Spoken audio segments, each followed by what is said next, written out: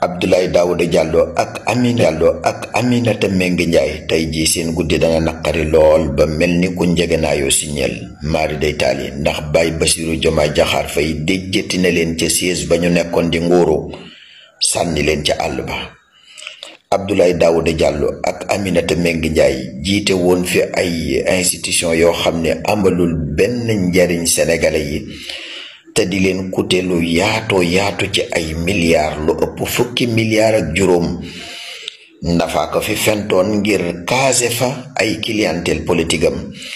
Son excellence président Bassirou Diomaye Diakhar Faye ak premier ministre bokkoon ci li ñu dig sénégalais yi bu ñu ñëwee yooyu la institution danañ ko tasaare sànni ko ca àll ba ndax day yàq xaalis. ñoom nag comme que dañoo yaru sa borom yàlla baaxal leen ñu bëggoon a jaare lépp ci ak njekk waaye ñañ ko séqal ay baadoola lañ tey di yaru wuñ kenn yaru leen. ñu jaarewale woon mbir ya fële ci assemblée nationale ngir ñu tas yooyu les institution waaye daal dafa mel ni gonay ndafa yi dañoo lànk kandaare.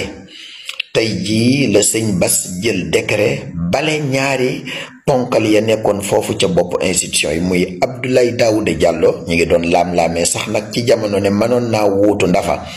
ak Aminata Mbengue Ndiaye mi nga xam ne fi mu ne bu nekkul ca bopp parti socialiste yi bokk na ca bopp ya. ñoom daal la sëñ Bassirou Diomaye Diakhar Faye borom xolu jamaa bi borom xolu wurus bi xëy bale leen déjjati leen ca siège yi ñu nekkoon di nguuru ne leen doy na sëkk ndax sénégalais yi sonn nañ te xaalis bi ngeen di pasaree fii xaj na ci ñoom. ci fàttali ñaari institution yooyu liñ daan yàq ca xaalis ëpp na fukki milliards ak juróom ca yàlla.